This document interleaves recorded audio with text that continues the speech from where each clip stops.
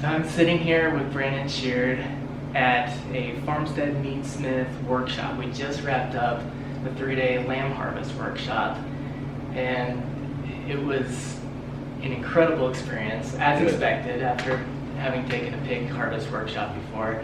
At first, I was a little disappointed of the timing of this workshop because my harvest, based on when I pre-sold my lambs, was going to be like early November. Yeah. And we're at the end of November into early December in this workshop, and I thought I wanted to do our own harvest, of course, and I just did not have the confidence to do our own sheep, our own lambs before taking this workshop. So the timing just wasn't there. I was corresponding with Lauren in the hopes that we would be able to maybe get a workshop at our place for the harvest, and it just wasn't going to work out, I guess, for you guys to come out there and do that.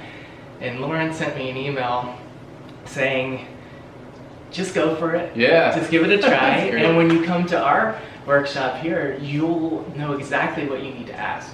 Yeah. And my first reaction when I read that was like, oh no, you just don't understand. I can't do this. But then I psyched myself and I was like, yes, just read what she said. Just go for it. Just give it a try. Yeah. And I'm so glad, actually, in hindsight, that I had that experience prior to coming here. That's awesome. Because I knew exactly what I needed to ask. Yeah. Because I knew everything that didn't go right. Yeah. Versus the pig class, having never harvested a pig before, I had nothing to really counter that against. How do you prioritize the information that you keep? Yeah. Right. Best practices that I learned from this workshop, going through the actual kill, the skinning techniques, all of that was so beneficial and is going to make our next harvest, I think, so much better. That's awesome. I'm very grateful for having learned these techniques from you. So thank you off the bat for that. Yeah, my pleasure.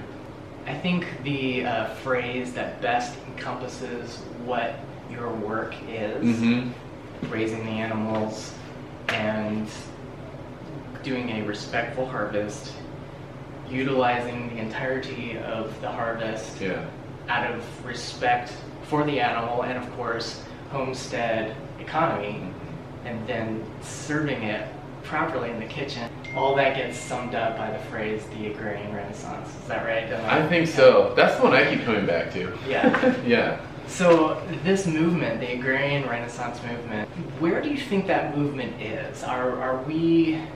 Is it growing? Is it making progress? Are we moving in the right direction? Do you have kind of a sense of that? I just know my own little, locale around here, and with a little bit of knowledge of what's going on through the magic of the interweb and the rest of the country. But yeah, it's tricky because I definitely see more people taking on more harvesting for themselves. And it could be at any point along that path, It doesn't have to necessarily be to kill. Like, even if you just go a few links back on the chain of what puts the food on your table, there's a lot to be gained even just from those, smaller steps. I think it is becoming more desirable.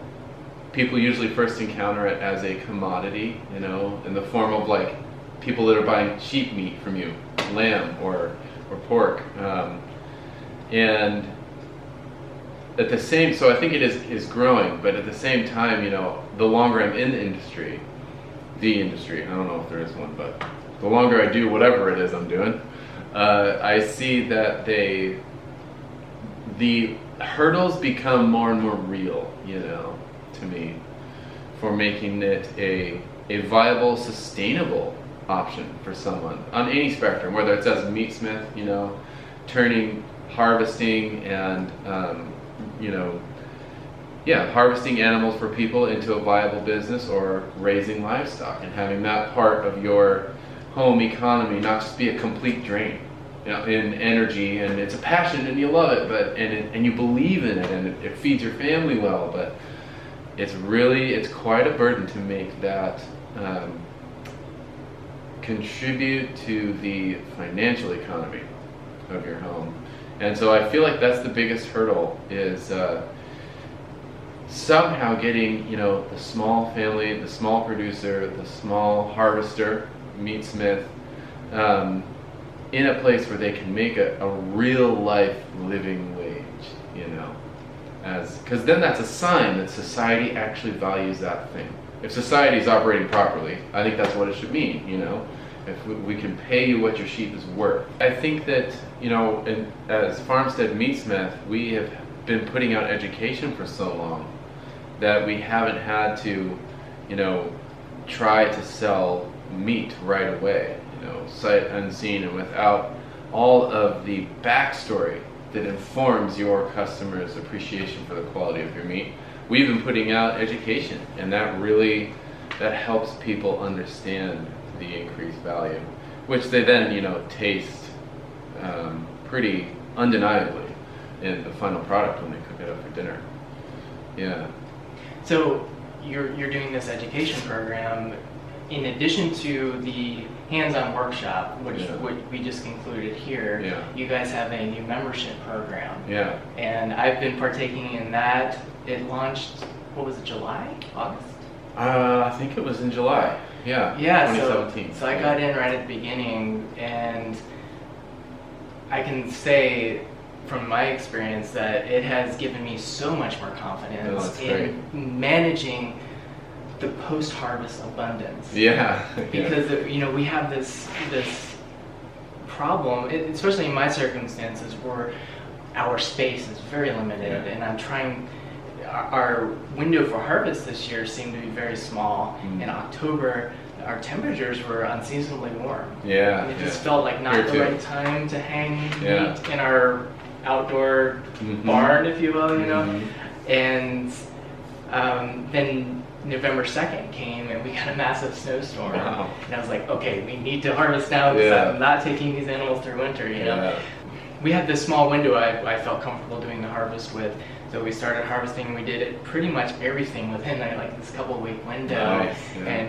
And with that came this tremendous abundance that we had to manage. Yeah. And I will say, just the content in the membership gave me the confidence to brine. To know I can take a tub and make a brine solution, salt, sugar, molasses, maple sugar, whatever it might be, juniper berries, make a brine, and I can just store my hams in there and worry about that later. That's awesome. You know, I got that confidence from it. I got, again, not having taken the sheep harvest course, very timely, your November video was about, you know, quartering a sheep. Yeah. So I watched that video on the eve of of doing the butchery on my lambs, and it was fantastic. So I've gotten so much value out of the membership program. But is there anything that maybe you want to speak about the membership program? Because you mentioned as education, and I may not be representing it fully here. No, that's perfect. I mean, that's the ideal. That's what we really wanted for it, is to have a place where we could still interact with the students, because really these 3-day hands-on classes they do thoroughly equip people, and they frequently go home and just do it. I mean, you do that with your pigs after a class. But it's also it kind of wets your foot in the ocean that is, you know, homestead harvesting, and just how complex and how much art can be achieved, and how much enrichment there can be for your table. Right. And so the membership allows us to carry that on in a way that is interactive. So we can I can respond directly, you know, to what people need to cover. We can explore it together. Right. And so basically every, I guess, avenue that the membership opens up is just another avenue of interaction, either through the forums or the closed Facebook group or the videos that I make or the harvest journals that I write. Those are all ways that I can get a sense of what people want to know, what they want to cover, and then we can address those specifically. And it also gives me a platform to talk about what I am doing, constantly learning, because I'm harvesting livestock in every situation. I feel like it's one of the crazy particularities of my particular scale as a meatsmith, you know, offering this service in the region. I mean, I encounter everything. It's crazy. Anything anyone is raising in their backyard, I have harvested. You know, whether it's the tiny little cooney or like the 5-year-old 400-pound cooney or the 800-pound boar or whatever. And the challenge of like an 8-year-old ewe, like how do you turn all of that into meat? Because it certainly shouldn't be wasted. And so it does give me the platform to record the things that I'm doing, which is beneficial for me because I forget sometimes what exactly happens throughout that year and the landmarks of really interesting harvests that presented, you know, maybe a new challenge for, wow, how can I work this into the domestic economy of the person that raised it? How can we actually make, you know, a ewe that had this much fat on the sirloin into something that's useful in the kitchen without throwing away half of the carcass weight, you know, like all of these really interesting challenges that, and of course, you know, I always find so much in the traditional ways, European peasantry usually, or at least the stuff that's written in the English language, I can access that. So, at least for me, that's what the membership does. Right, and I think your classes, the workshops, you know, were hands-on, but there's such a short amount of time. It's so much information in 3 days, you can only do so much. This is a fantastic introduction. It gives you everything you need to go with confidence and go do this at home. But the membership is the continuing education. This is where we can get into so much more detail, and there's community. And that's key. You talked about the forum and the closed Facebook group. And I think part of the value there is the community, where I can get on there and talk to other people who are going through this with me, that are at different stages in their journey, and we can all help each other. And then the other thing is, I have access to your experience. You can't Google experience, but I can get on there and ask, how do I harvest the suckling pig? You know, what do I do with this? You know, these perhaps advanced things, you know, or these advanced curing techniques. I can get on there and interact with you directly and get that experience through there that I wouldn't necessarily be able to get elsewhere. That I've gotten so much value from that. So that's awesome. I mean, that was really the goal for the community, because I was really happy when we launched it in the summer and people started joining the Meatsmith table, which is the closed Facebook group. And right when the Meatsmith table was up and the closed Facebook group, people joined, and immediately it was just like post. I was thinking I was going to have to be like, oh, I'm doing this today, you know, and keep feeding it, but it's such a vibrant community of harvesters. People are so excited about what they're doing, and it's really fun because it also extends to different regions. And because we have, you know, we engage in these traditional methods of preservation, it's we're kind of eschewing, or we're doing it without temperature control and humidity control, and really complex apparatus, which there's nothing wrong with that, it's awesome. But for like the homestead scale, that's just beyond it for a lot of us. But that doesn't mean we can't cure prosciutto.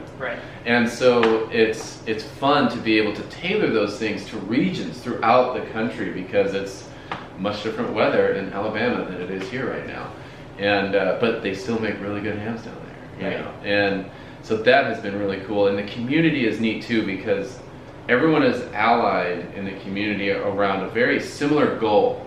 And it's very much a domestic scale, a home scale. It's not just like curing enthusiasts, you know, or even like farming, husbandry enthusiasts. It's very much geared towards a diversity of livestock, a diversity of preparations and curing and husbandry methods. And because feeding the family home and the home economy incorporates all of those things.